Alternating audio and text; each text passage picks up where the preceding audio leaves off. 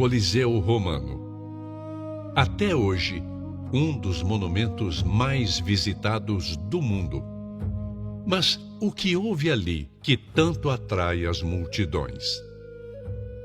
Além de ser um palco para as lutas de gladiadores, caça de animais e simulações de batalhas, o Coliseu era um anfiteatro onde os cristãos mostravam a força de acreditar em Deus, de resistir e de dizer não às ameaças. As feras eram soltas, famintas, e os cristãos despedaçados em nome da fé. Sem dúvida, era sempre o espetáculo mais aplaudido. O espetáculo que deixava eufórico o povo romano e que era a diversão dos imperadores.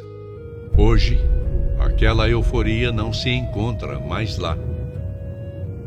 Os imperadores morreram, Roma caiu e o Coliseu, em ruínas, faz lembrar que a única sobrevivente foi aquela que eles quiseram exterminar na arena: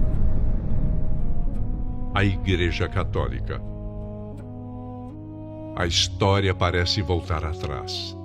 Os cristãos vão ser postos na arena de novo? E o mundo vai aplaudir esse grande espetáculo?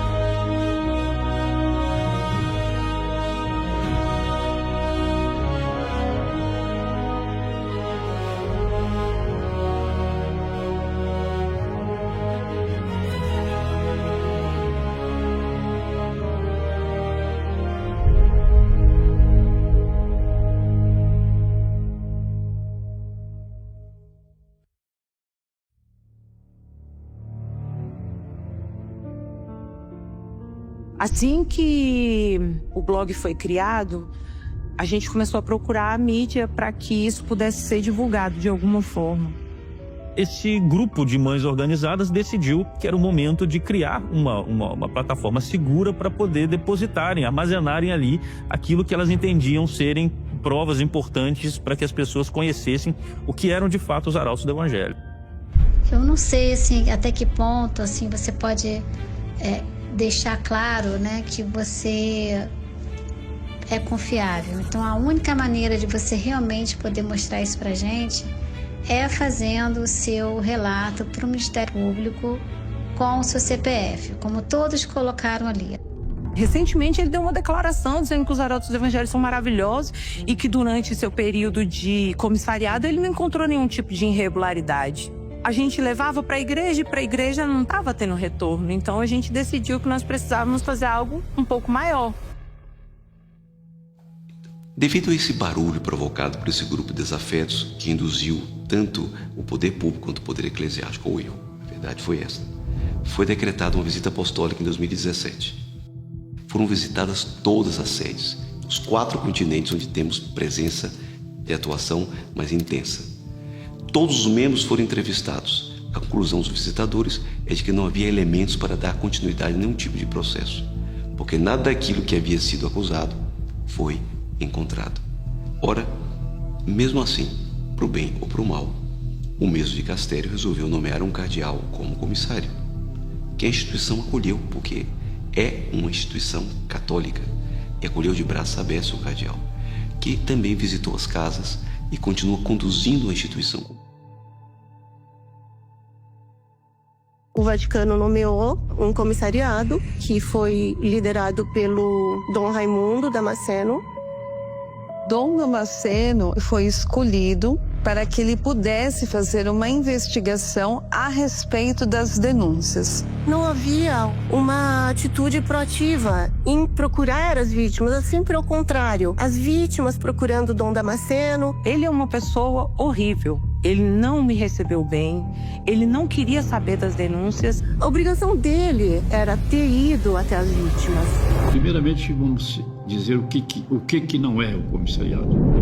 Não é uma medida punitiva, não é uma investigação policial ou penal. O comissariado é uma manifestação do interesse, da Santa Sé por aquela instituição religiosa, com a finalidade de quê? De ajudá-la a crescer e a superar positivamente eventuais carências ou dificuldades. Todo advogado, quando ele assume essa profissão, quando ele assume essa responsabilidade, ele assume sobretudo um compromisso com a verdade. E eu acho, nesse sentido, muito desagradável que, por exemplo, uma advogada, como é a minha tia, chegue e diga, assim, uma inverdade, como, por exemplo, que Dom Damasceno não escuta as pessoas. Nós sabemos que escuta. Aliás, como escutou a mim, ele me recebeu a mim, recebeu a minha família. Dom Raimundo Damasceno Assis é altamente conivente. Ele não se move. A gente pode perguntar qual foi a decisão que Dom Raimundo tomou, se é de conhecimento de alguém, porque não é possível que em 6 anos de comissariado não tenha uma medida que esse senhor tenha tomado que não seja conhecida das pessoas. É necessário distinguir, quando se fala de denúncias genéricas, não detalhadas, e algumas poucas denúncias mais específicas. Devo dizer que quanto às alegações específicas, foram todas elas devidamente investigadas, inclusive com a colaboração de profissionais externos e pelos tribunais eclesiásticos também competentes, não ligados aos arautos, mas de fora da instituição. Todas essas denúncias foram arquivadas, tanto em nível civil, como também em nível canônico. Os arautos ganharam todas. Todos os processos foram vitoriosos, não só em nível de direito canônico. Então demonstra que foi um trabalho magnífico feito pelo Dom Damasceno, apenas reconhecendo o extraordinário trabalho que vocês fazem de evangelização. E num momento que a gente tem dificuldade na igreja de vocações sacerdotais, nós vemos em todas as ordens, os senhores estão esplendorosamente, uma explosão de vocações que o Brasil precisa. Isso é um rejuvenescer da igreja. As vozes eram unânimes. A justiça civil e a justiça eclesiástica sentenciaram. São inocentes, não há crime. Mas não era isso o que a mídia e o pequeno grupo de desafetos queriam. Era como se o espetáculo tivesse sido cancelado de última hora. Eles queriam ver o sangue no palco e ouvir os gritos da multidão.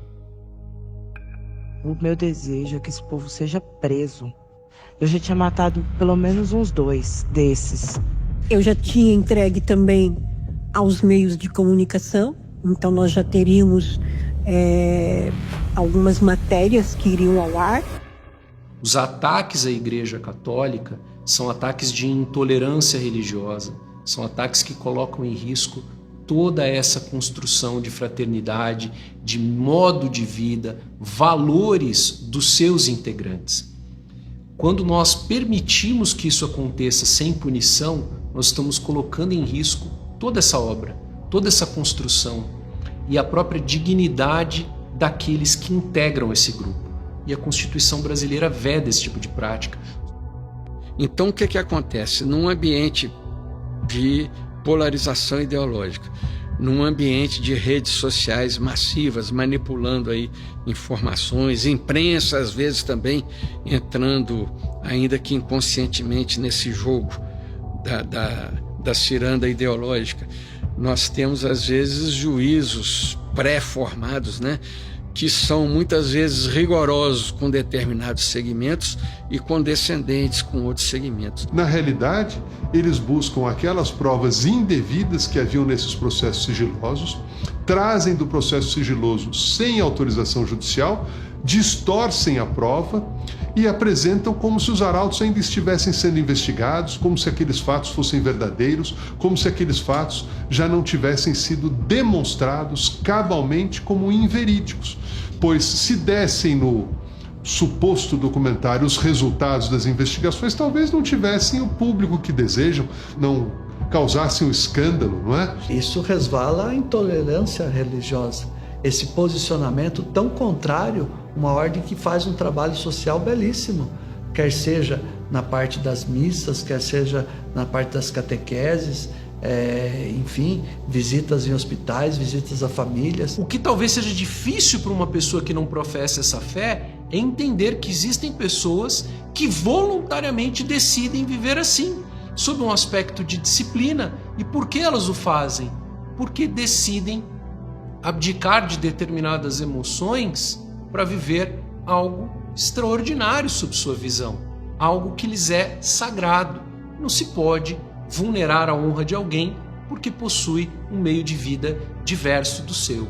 O que eu posso dizer é, como arcebispo, tendo a minha vida inteira, 28 anos dedicados a acompanhar os padres do mundo inteiro, junto a São João Paulo II, o que eu posso dizer é que eu gostaria, e na minha oração eu faço esse pedido, que muitas realidades da Igreja Católica tivessem a profundidade, tivessem a seriedade, tivessem a autenticidade dos arautos do Evangelho.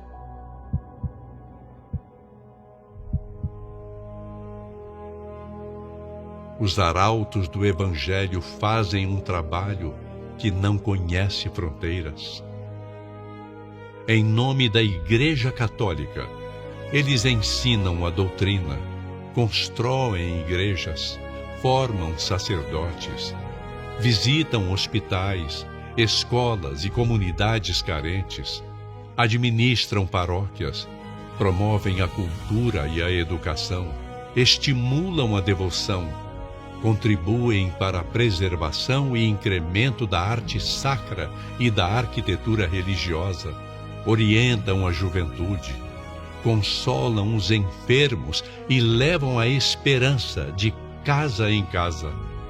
Proporcionam, portanto, uma assistência espiritual e material. Isso tudo se realiza neste momento por mais de 70 países, transformando as letras do Evangelho em estilos de vida.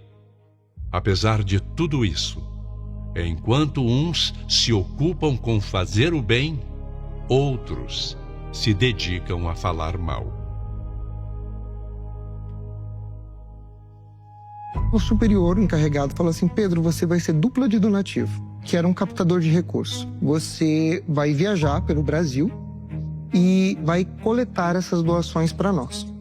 E aí eu percebi que era uma máquina de dinheiro aquilo. Que eu estava ali fazendo parte de uma engrenagem que trazia dinheiro, só isso. A gente ouviu muitas coisas a respeito da questão financeira que levantavam uma certa suspeita.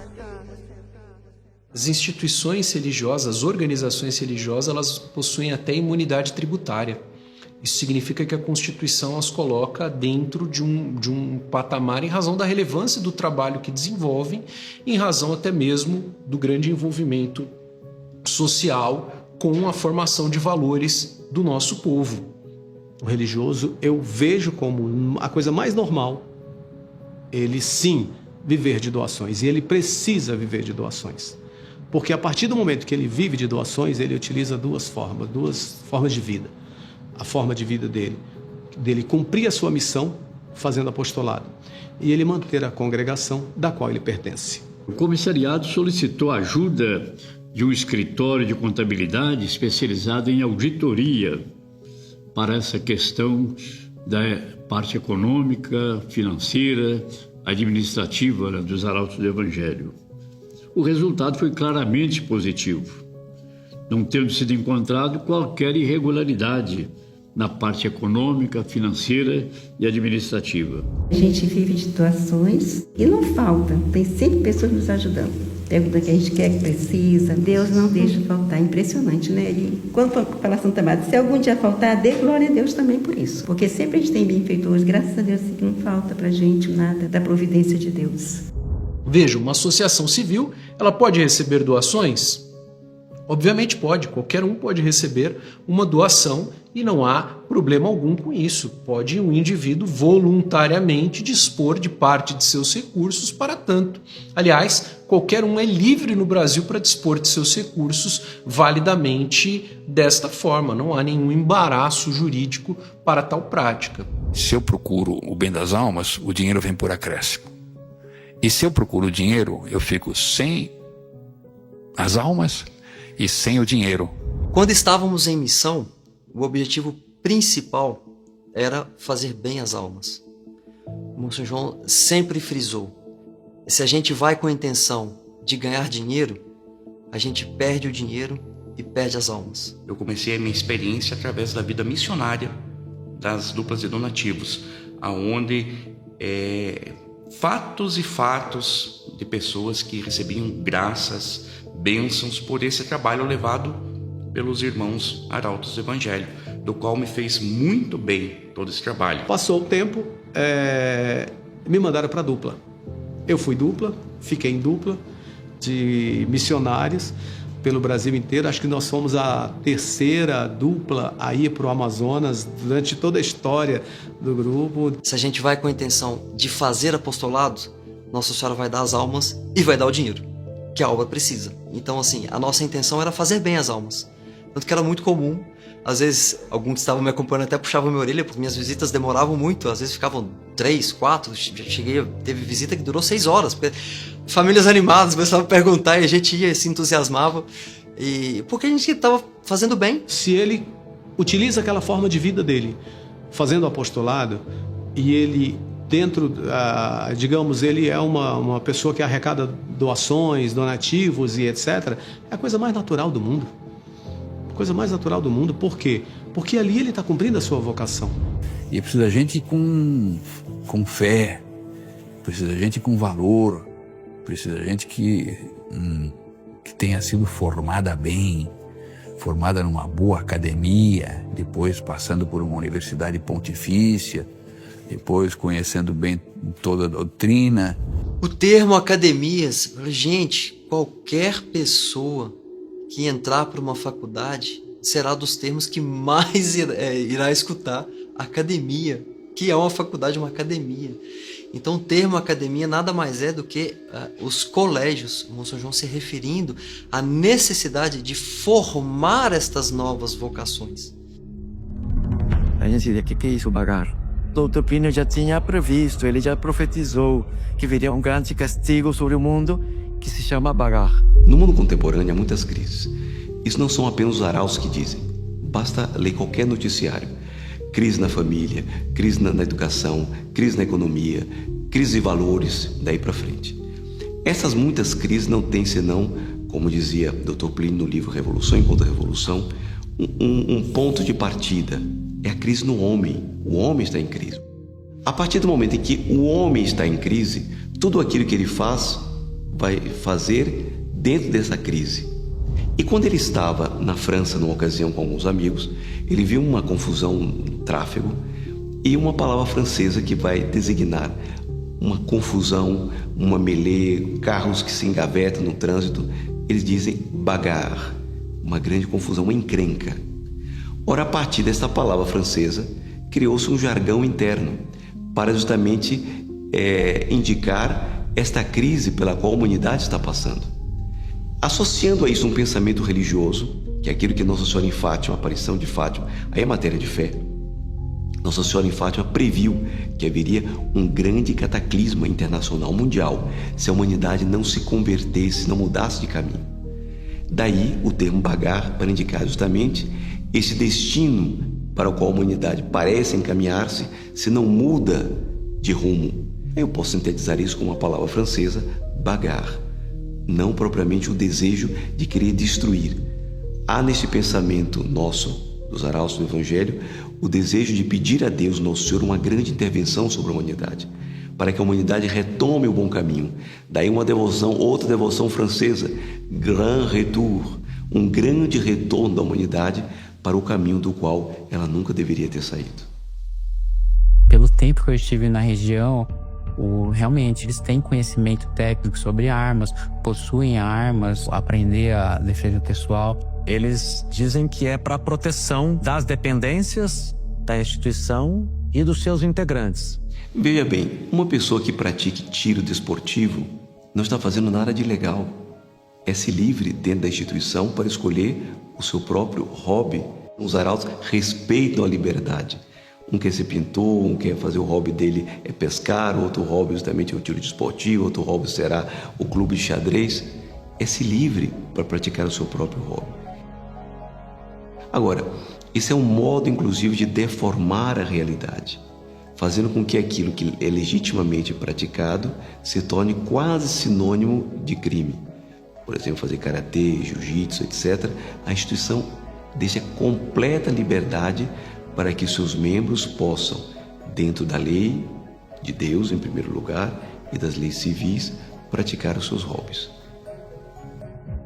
A vida religiosa é uma escolha e absolutamente ninguém está obrigado a abraçá-la se não é chamado por Deus. Quando alguém decide deixar a vida comunitária, é livre para fazê-lo. E a comunidade o apoiará para que isso não prejudique a sua nova forma de vida.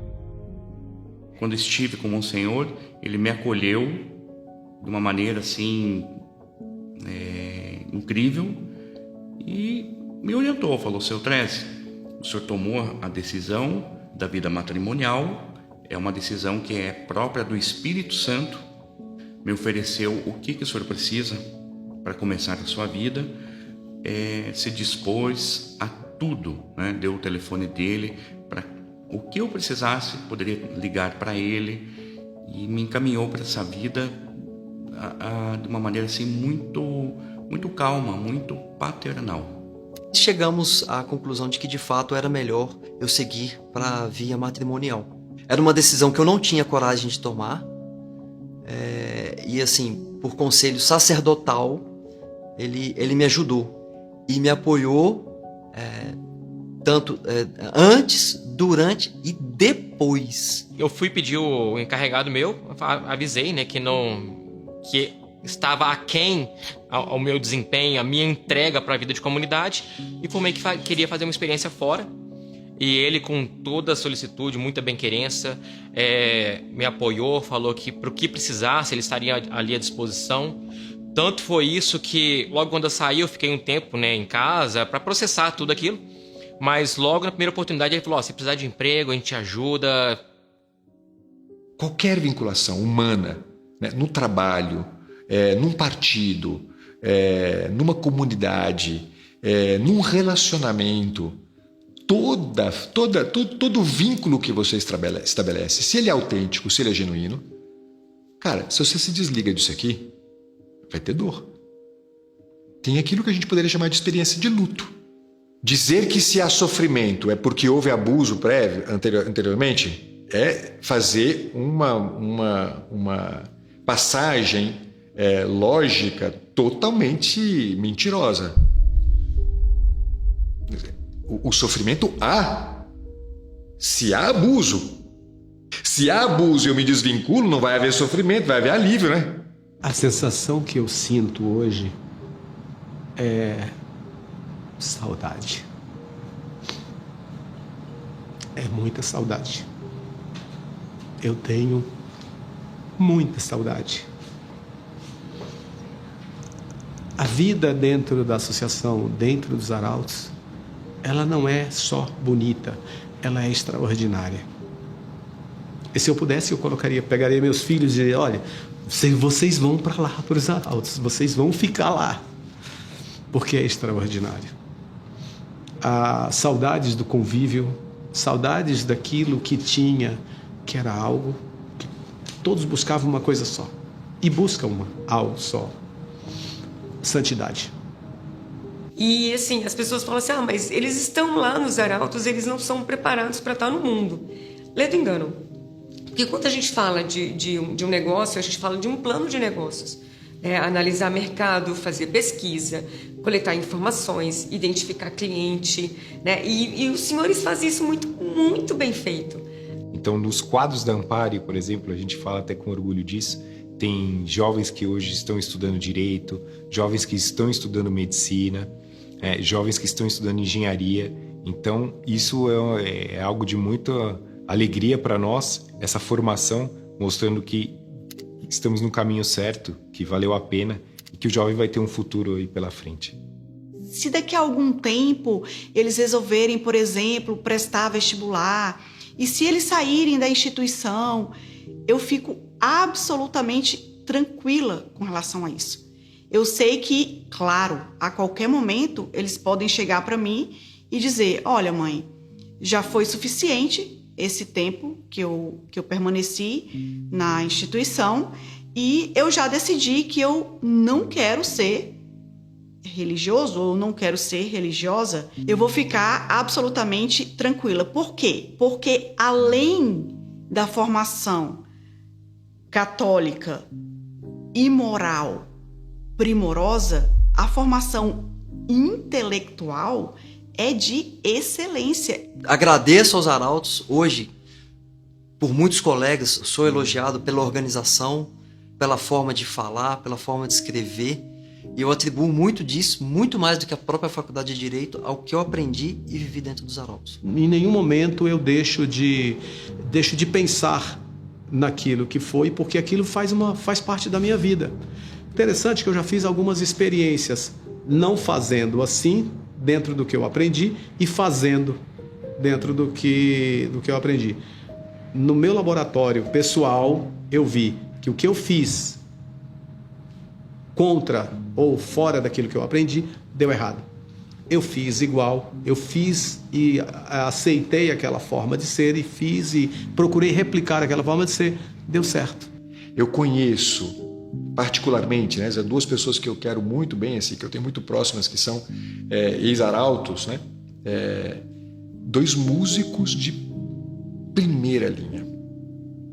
E são pessoas de uma sensibilidade artística, musical, de primeira linha, assim. Gente que eu falei, puxa, que coisa impressionante, né? Um homem, uma mulher que tem uma vida, né?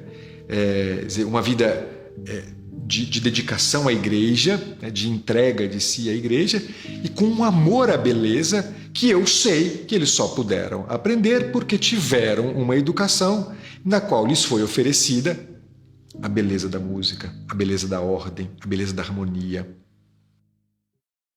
Manchar a reputação de um representante acaba maculando a imagem de toda a sua instituição. Não era outra a intenção dos que crucificaram Jesus Cristo, o fundador da Igreja.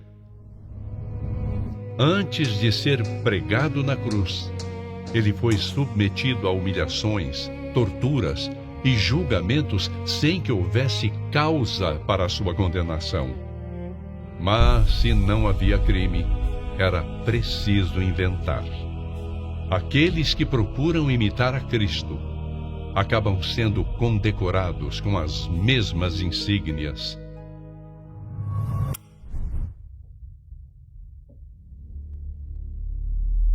As palavras, elas têm poder. Você utiliza dentro de um determinado discurso palavras fortes e essas palavras elas podem ajudar a emocionar, a levar a determinadas conclusões. O mundo já teve lideranças que conduziram toda uma sociedade para conclusões equivocadas, tomando por base as palavras certas que tocavam e ajustavam as emoções no momento adequado. Mas o ponto principal é: qual é a prova? Esse BO, essas declarações dessa menina foram comprovadas falsas. As declarações todas falsas, porque a polícia, no inquérito policial, ouviu os pais dessa suposta vítima, ouviu as amigas da época, ouviu os ex-namorados E todos alegavam que ela mentia, que não era verdade o que ela falava, que aquilo não correspondia com a verdade. O que ocorreu anos atrás, pelo que eu sei, já foi esclarecido. E nada pesa do ponto de vista canônico, do ponto de vista jurídico, do ponto de vista da lei civil, nada pesa, tudo foi esclarecido. Então, isso nos causa alegria. Houve acusações, isso não ficou em branco, como diz, não é? Na linguagem popular. Foi se averiguar, instauraram-se processos, não é? E a lei funcionou. E o que se chegou, não é, a um bom termo para dizer, olha, todas as acusações que foram feitas contra o fundador, elas foram refutadas. De modo que eles estão bem, não é, com a justiça, seja civil, seja canônica. Tudo aquilo que foi dito não foi comprovado, não tem provas, não é? Ao contrário, as pessoas, as famílias, não é, se manifestaram quando ficaram sabendo desses comentários, dessas acusações, a favor do Monsenhor João Cladias. Para a justiça, quem faz uma denúncia falsa é um criminoso. Existem diversos tipos penais que tratam dessa matéria. Essa pessoa ela pode ofender a honra de alguém imputando-lhe uma conduta criminosa inverídica. É o chamado caluniador. Quem faz uma denúncia falsa sabendo-a inverídica incide um tipo penal, é a denunciação caluniosa. Isso é muito sério. Veja, quem acusa alguém falsamente incide em um tipo penal.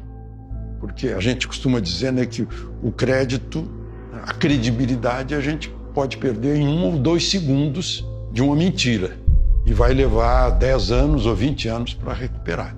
Então, é preciso que a gente exerça o jornalismo, tanto o impresso como na mídia eletrônica, com essa noção de que não podemos ultrapassar alguns limites e que nos dispensem de ouvir as pessoas que serão atingidas pela nossa notícia. Qual é a conclusão a que se submete depois que a acusação é feita? A honra de um homem já falecido foi vulnerada. E depois de provada a sua inocência e depois de sua morte, a sua memória é violentada com base em acusações que já foram desmentidas em processos judiciais. O que se pretende com isso? O que se pretende revolvendo um tema usando expressões odiosas? Posso dar testemunho pessoal de inúmeras vezes em que Monsenhor João, mesmo às vezes contrariando o seu pensamento, o seu modo de pensar, foi fiel, foi obediente ao Papa e aos bispos, a qualquer Papa e a qualquer bispo. Posso testemunhar que Monsenhor não fazia seleção na sua obediência. A obediência era um ato de fé a quem recebeu o carisma do pastoreio. Independentemente do nome, independentemente da figura. Foi um homem de Deus e foi um homem da igreja. Tudo que eu presenciei sempre foi dentro dos limites, não digo dos limites só, mas eram dentro de um profundo respeito, de um profundo desejo de fazer o bem pelo outro. E muitas vezes esse afeto de Monsenhor não se manifestava por um aperto de mão ou por um olhar, mas era sobretudo por um doar-se, muitas vezes por um sacrifício pelos outros. Era muito especial o trato com ele, porque ele sabia unir 2 opostos que aparentemente se excluem, porque ele era ao mesmo tempo muito cerimonioso, muito respeitoso, mas sem ser frio, sem afastar as pessoas de si.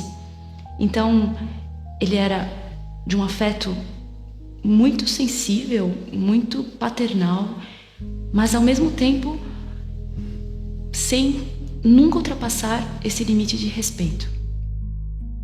Quando se retrata que alguém foi acusado e se omite que essa acusação redundou na absolvição, no arquivamento do inquérito, essa informação tenta inculcar na mente de quem a recebe uma inverdade, tenta alardear, portanto, fatos que não correspondem à verdade. E, portanto, isso é mera desinformação, é um desserviço à sociedade e uma ofensa gratuita à honra de quem é acusado. No caso da escola base, ou do reitor da Universidade de Santa Catarina, nós, jornalistas, fomos os executores da pena de morte. O Brasil não tem pena de morte, mas nós, de alguma forma, contribuímos para que as pessoas morressem. A gente não é executor de nada, a gente é o escriba, o testemunho dos fatos, preparados para transmitir os fatos com concisão, com simplicidade, para que as pessoas tenham acesso ao que está acontecendo e possam exercer a cidadania. Essa é a nossa função. A pena capital foi decretada por alguns, mas não foi condenada somente a honra de uma pessoa. Foi decapitada a verdade. Foram esquartejados os fatos. Foi amputado o direito de resposta. A boa fama de um inocente merece ser divulgada e reconhecida. Eu diria que, analisando as várias alegações que eu conheço feitas aos arautos do Evangelho, existe alguma confusão que é preciso esclarecer.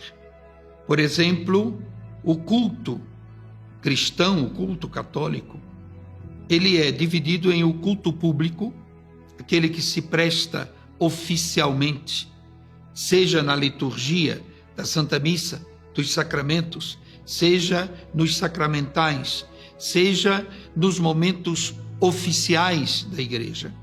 E este culto é dirigido à Santíssima Trindade, a Nossa Senhora, a nossa Mãe, a São José, aos anjos e aos santos e beatos canonizados. Temos, portanto, gratidão, temos uma veneração, temos respeito, mas com relação ao culto, será privado, que é inteiramente livre. Aliás, um santo, antes de ser canonizado, ele tem aquilo que se chama fama de santidade. A fama de santidade é um dos requisitos exigidos pela Igreja para iniciar um processo de beatificação. No culto público não pode haver devoções particulares ou privadas. No entanto, isto não impede que as pessoas possam ter o que nós chamamos culto privado ou culto particular. Eu conheço cristãos católicos que hoje são falecidos e que eu conheço de perto e sei a santidade de vida, a fidelidade que exerceram durante toda a sua existência terrena, que não impede e nada me impede que eu possa manter uma devoção privada, particular a estas pessoas. Assim como os frutos fazem reconhecer a árvore, as boas obras nos falam do seu autor. Enquanto o mundo vai perdendo o sentido do respeito e do sagrado, a Igreja ensina aos homens que a gratidão é um dever e que elogiar os bons esforços incentiva a prática do bem. A gratidão imensa que eu tenho a Nossa Senhora e também a Moço João, a quem eu tenho como um homem santo, um homem que deixou para nós uma obra maravilhosa. Não há como essa obra ter brotado do coração do homem. Essa obra ela foi brotada de Deus, ela foi brotada por Nossa Senhora, e Moço João, com o coração aberto, recebeu todas essas graças, disse o seu sim. O Sr. João Cladias era uma pessoa que via todas as dificuldades, as necessidades de todos, de cada um, e e sempre solícito. Sempre ele incentivava com que a pessoa se voltasse a Nossa Senhora, vivesse de maneira santa. Ele nos chamava o quê? A santidade. Então, eu vi nele o exemplo vivo, né? E isso é que move a gente dizer assim, não, realmente é uma pessoa especial. E eu falei, aí está sendo construído o exército de Maria. E aqui se reflete a santidade do fundador. O que mais me marcou dentro dos arautos foi a bem-querência, né? É você ver pessoas distintas, de diversos locais diferentes, diversas culturas diferentes, e todas elas com o mesmo objetivo, né, de fazer o bem ao próximo. Eu conheço a obra dos arautos há vários anos e sei da seriedade das pessoas envolvidas, o trabalho educacional que atende diversas crianças e empresta educação de qualidade, assistência médica, odontológica, o trabalho de difusão da fé por meio de obras de boa qualidade doutrinária, teológica.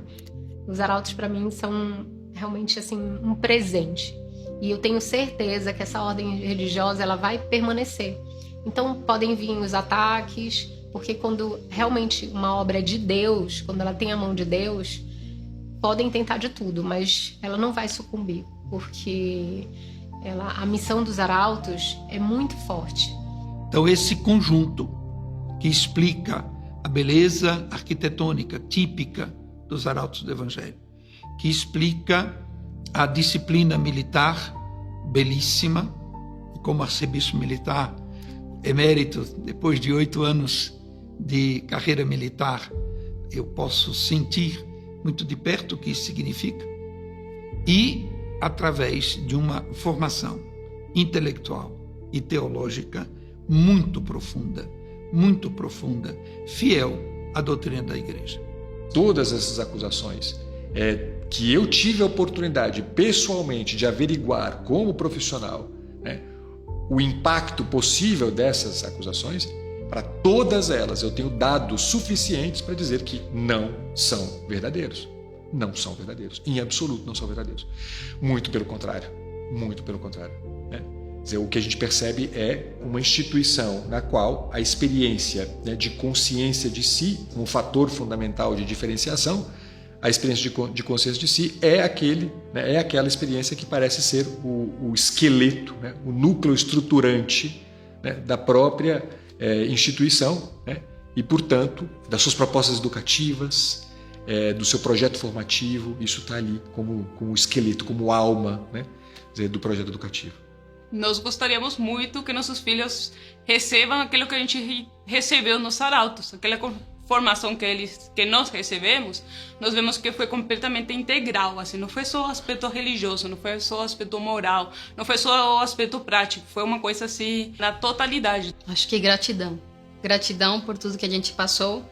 E eu sempre falo para minha mãe, muito obrigada por ter me deixado entrar, porque é a coisa que eu mais agradeço até hoje, ela ter me deixado ir, porque toda a formação que a gente recebeu lá, a gente não podia ter recebido em outro lugar.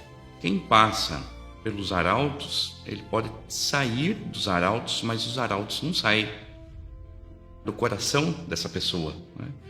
Eu sou muito grata aos arautos do Evangelho, porque resgatou da minha família a fé que já estava morta, a fé que já estava esquecida, os valores que nós já tínhamos deixado para trás. Porque eu percebo a cada dia, a cada pequeno detalhe, gesto, que meus filhos estão crescendo, seja nas virtudes, né, seja na fé, especialmente na fé. Isso para mim vale ouro, né? É maravilhoso a gente poder crescer nesse sentido, né? Ver meus filhos sendo formados como os bons homens, né, pelos arautos. Você chegando a todos os lugares do mundo, levando uma mensagem pura da Igreja. O mais importante que nós temos é estar com Deus. E vocês conseguem isso de uma forma tão natural ao ponto de ser aceita com tanta tranquilidade. Mas sempre existe, como aconteceu nos primeiros 300 cristãos, aqueles que são contra. Mas a beleza em relação a vocês é que vocês têm provado sempre, enfim, que Deus está com vocês. E como dizia aquela menina de Gamaliel, quando São Paulo disse: ele vem de Deus, não há como é. E se for dos homens, aquilo vai desaparecer. Sei o extraordinário trabalho que vocês estão fazendo para a nossa religião, para o Brasil, para a educação, para o bem do povo e servindo a Deus. Como eu vejo o carisma dos arautos do Evangelho? Esta dedicação à proclamação do Evangelho de Jesus Cristo. O anúncio integral de Jesus Cristo a todas as criaturas, para que elas se salvem e alcancem o céu. E dar um testemunho de fidelidade a toda prova.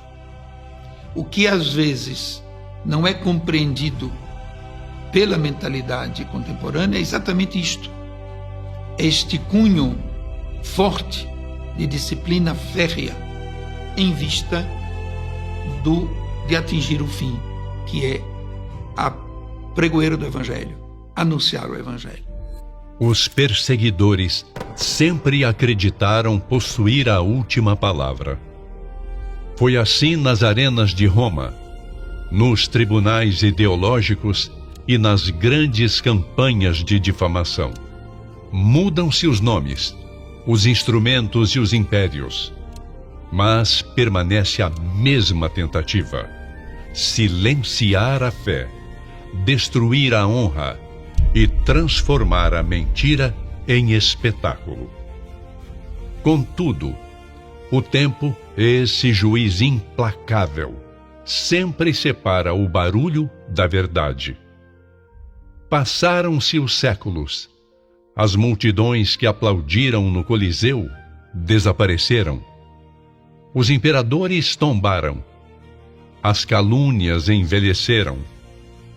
Uma única instituição permaneceu, caluniada e perseguida desde o princípio: a Igreja Católica. E permaneceu, porque não está fundada sobre os interesses humanos, mas sobre a rocha firme da fé. Junto a ela e dentro dela, os arautos do Evangelho continuarão rezando, instruindo, formando famílias, educando jovens, socorrendo os necessitados, levando esperança aos que sofrem e anunciando o Evangelho de nosso Senhor Jesus Cristo. Porque quem vive para o espetáculo precisa do escândalo, mas quem vive para Deus precisa apenas da verdade. E a verdade, mesmo perseguida, sempre será vitoriosa.